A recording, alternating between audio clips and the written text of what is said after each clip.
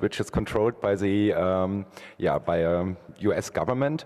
And the work of ICANN is controlling the core resources like the DNS root server A system, debating about new top-level domains like .xxx or other stuff. But it's a lot of more debate in ICANN. It's about internationalization. It's very early for English.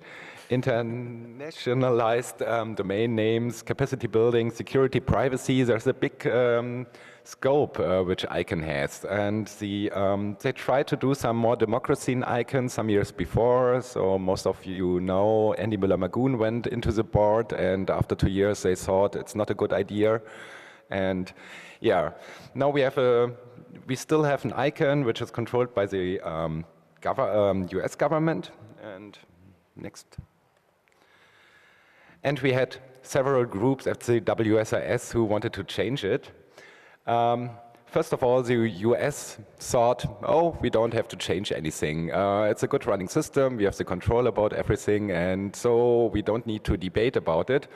But there have been the group of the like-minded countries that were countries like Pakistan, China, Egypt, Brazil, lots of countries from developing nations, and they preferred another model.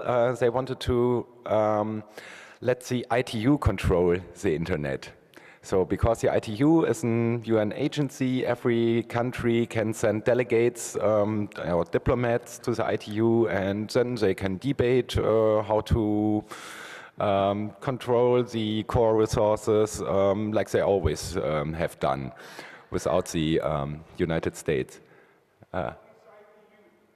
International Telecommunication Union, UN Organization for Standardization of Telecommunication.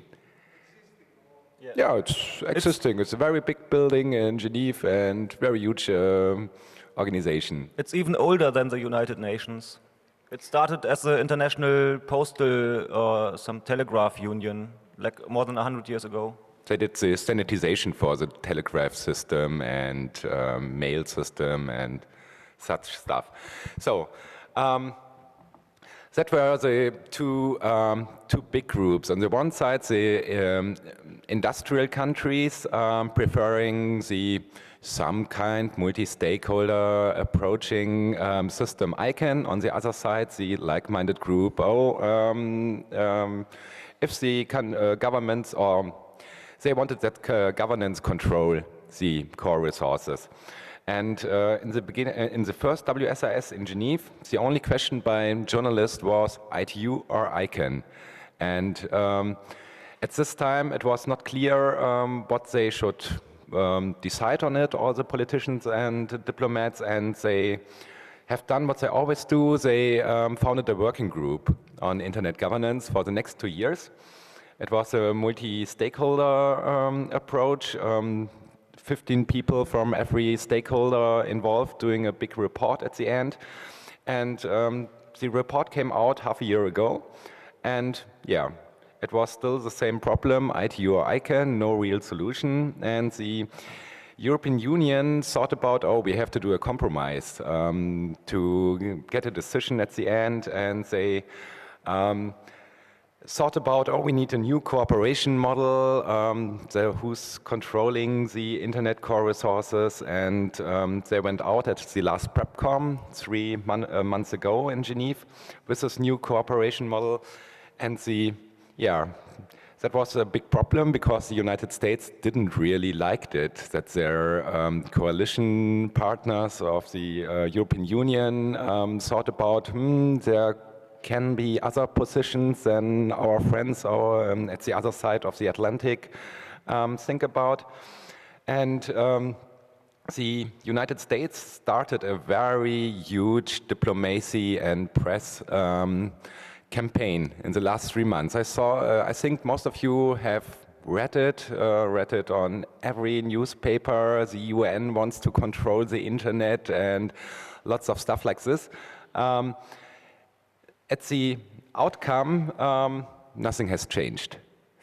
They debated around 3 or 4 years. The USA still controls ICANN.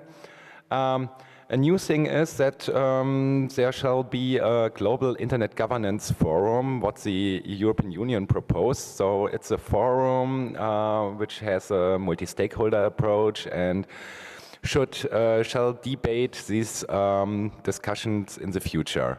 So no solution up to now, but we have a new forum and we can debate on the global level the ICANN question again and again and again. Yeah, something else to ICANN? Yeah. Well, some people say it was still a success that they were able to install and agree on this global internet governance forum as like a permanent talk shop on internet governance related matters. I mean, some could say, okay, you've been discussing this for the last 4 or 5 years, and now all these NGO jet set people, the summit is over, they still want to meet their friends and colleagues, so they set up a new talk shop. But from what I've heard, and Robert has been there, from the last ICANN meeting after the summit, that was like, what, 2 weeks ago or something in Vancouver, it already was, you could feel some impact. The ICANN people at least try to be much more open and much more receptive to what activists, for example, and the general public think about how to run the internet.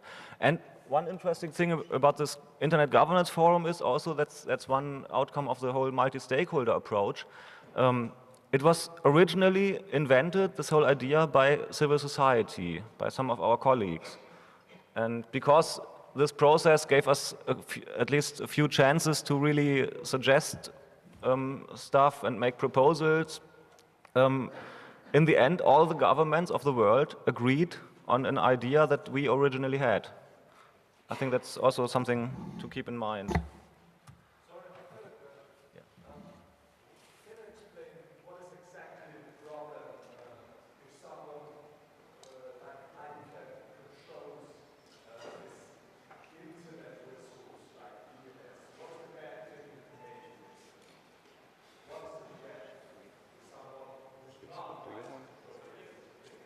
Yeah, who wants to?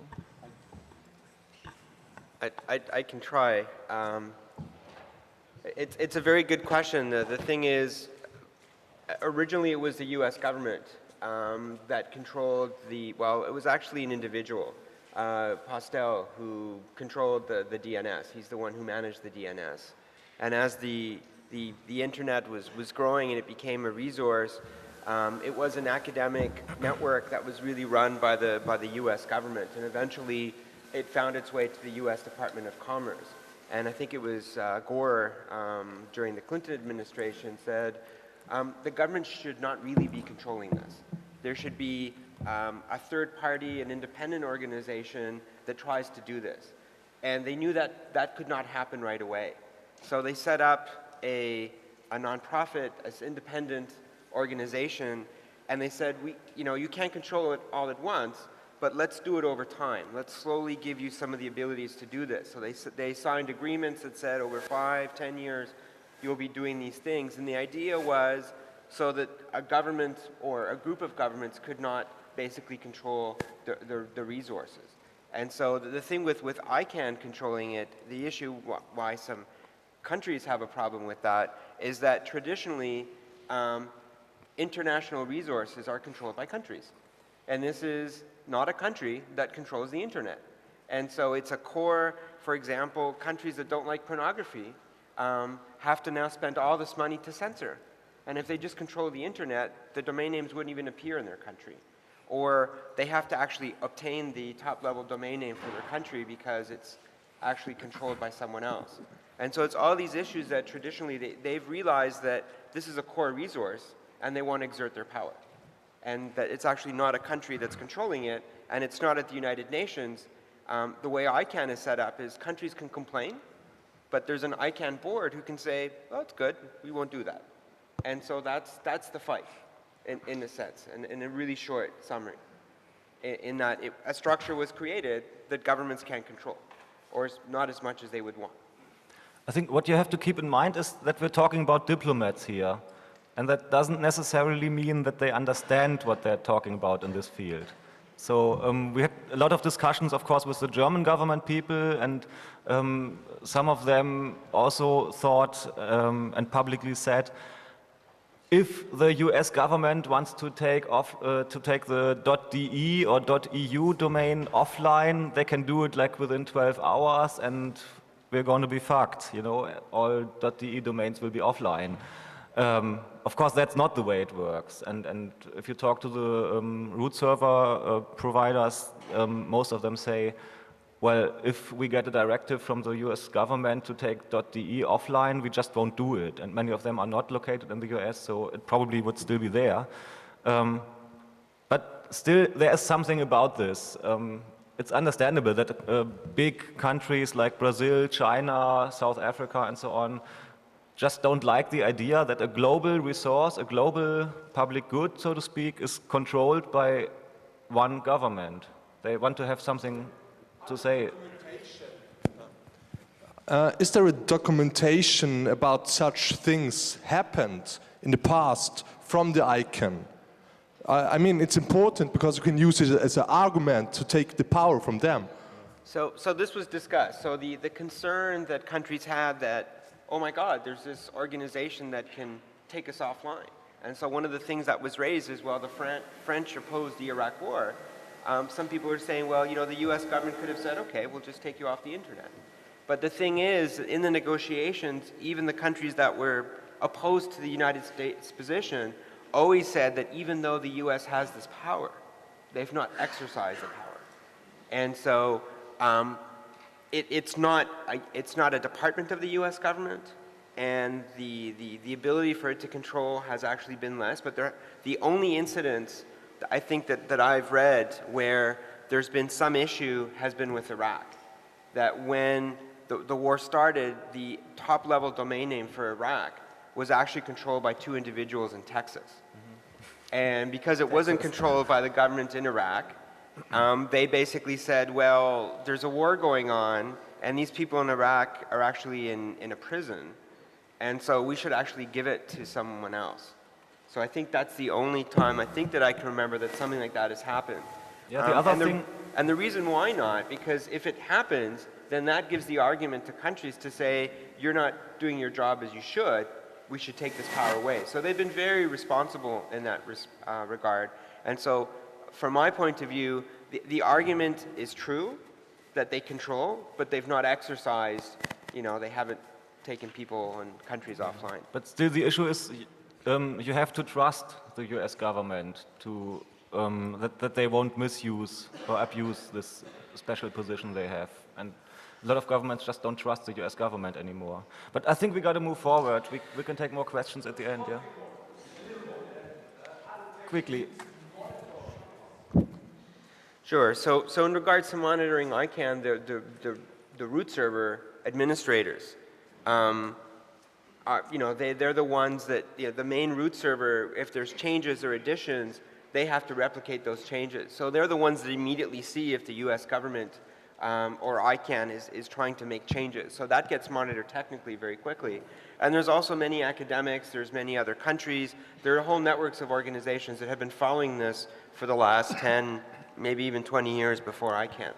I think a good resource for all these discussions around ICANN is icannwatch.org. Okay. And so getting back, and I think the example of kind of the discussion we were having now gets back to a point that I think Marcus made earlier, but also that countries were making at the World Summit on the Information Society, is that there was a lot of time and energy spent trying to understand how the internet works, about DNS servers, who controls it or not. But if you remember what I said earlier, the original idea for the World Summit on the Information Society was to bridge the digital divide. And so some people say that, though this is really good that we talked about, you know, who controls the internet, it took resources, and it was just a convenient way for countries to not talk about the real issue at hand. And so the issue at hand was the digital divide. And so if you don't have resources, if you don't have telephone lines, if you need to put in satellite stations, you need resources, you need experts. You have countries in the world